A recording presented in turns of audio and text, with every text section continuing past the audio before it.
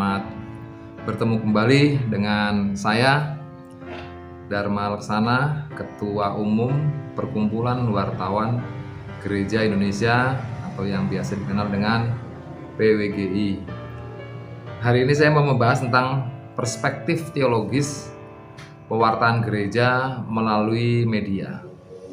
Jadi, di era informasi yang serba cepat ini, pers dan media memainkan peran yang sangat vital dalam membentuk opini publik, menyebarkan informasi, menghubungkan individu serta komunitas. Gereja sebagai bagian integral dari masyarakat tidak dapat mengabaikan kekuatan pers dan media ini. Saya akan membahas bagaimana sih perspektif pewartaan gereja dengan menggali nilai-nilai teologis yang mendasari serta tantangan dan peluang yang dihadapi gereja dalam memanfaatkan media untuk misinya. Kita mulai dari pers dan media sebagai instrumen pewartaan yang kuat.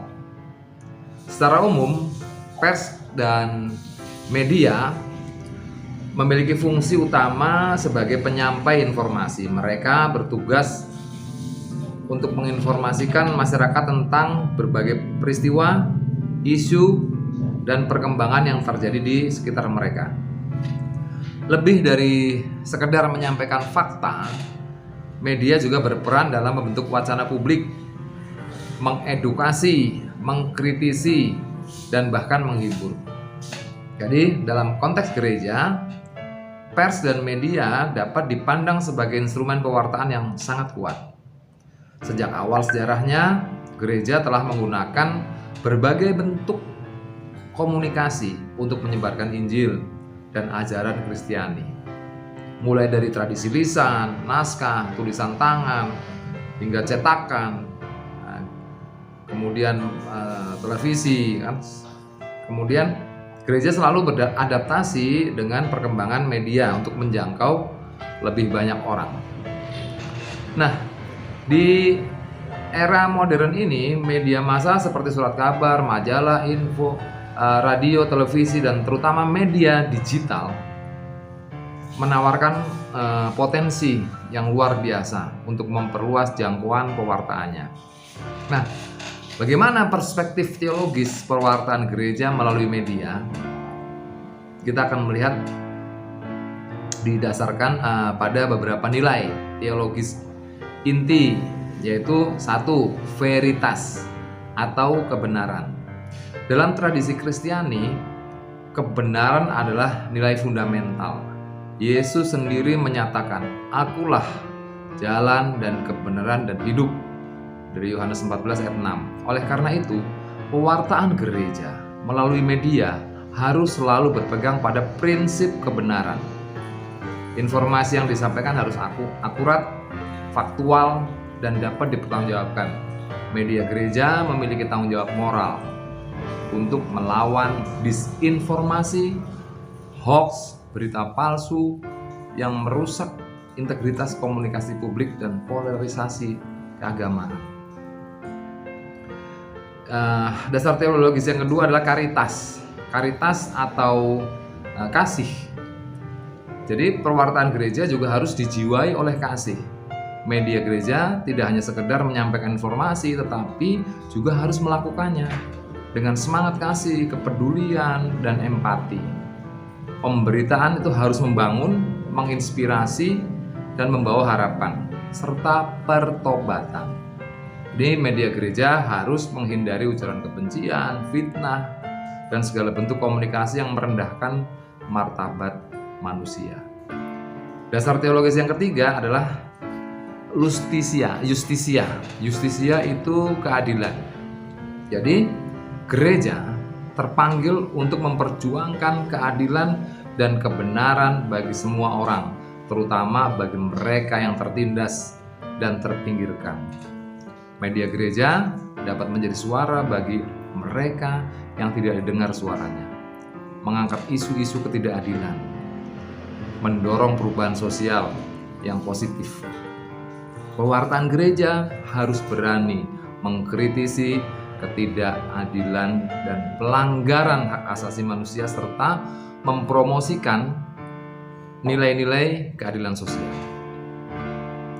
Nah, setelah keadilan atau justisia tadi, ada perdamaian atau pax. Perdamaian, pesan Injil intinya adalah perdamaian, damai sejahtera.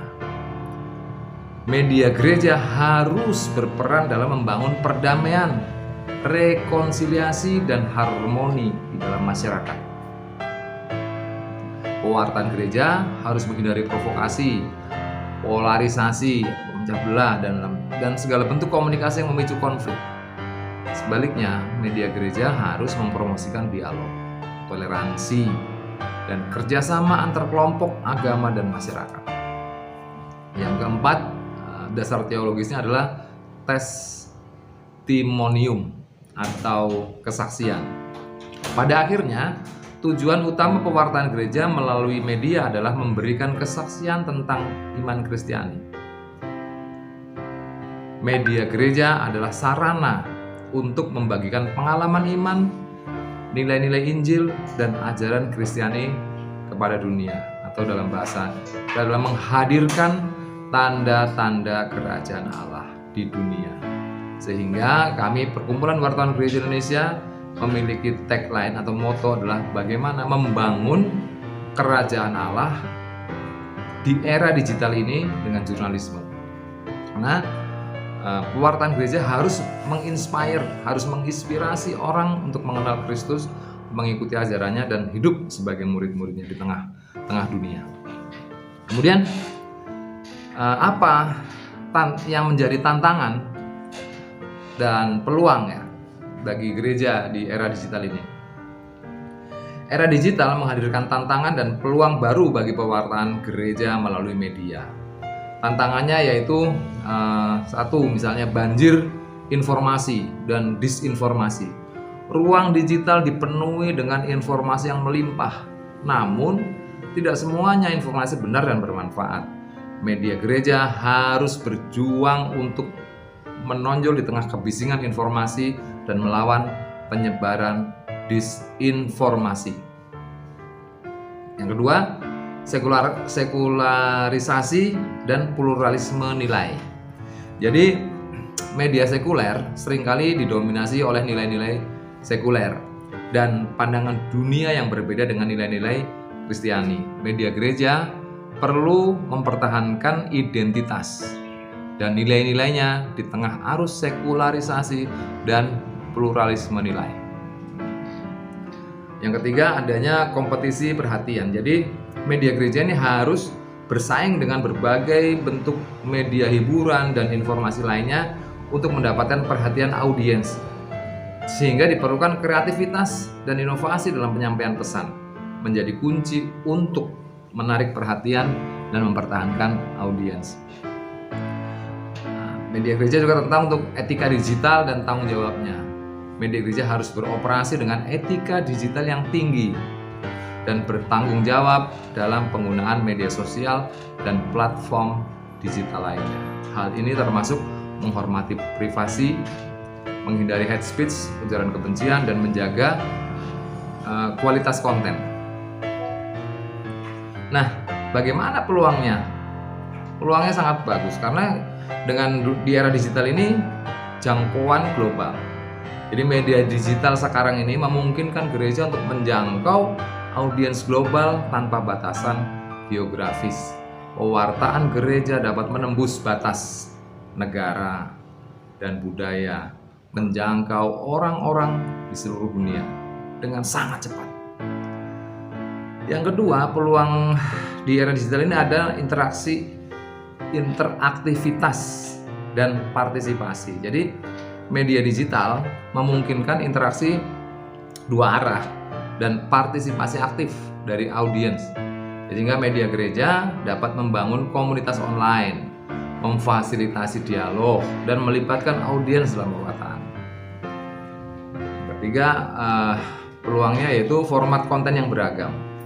Media digital menawarkan berbagai format konten yang menarik, seperti video, audio, infografis, dan animasi.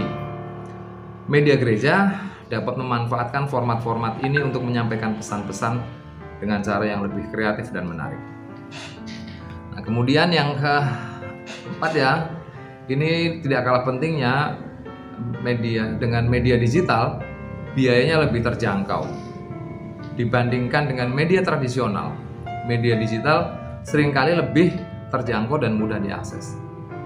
Ini membuka peluang bagi gereja-gereja kecil dan komunitas lokal memiliki media sendiri dan melakukan pewartaan secara mandiri.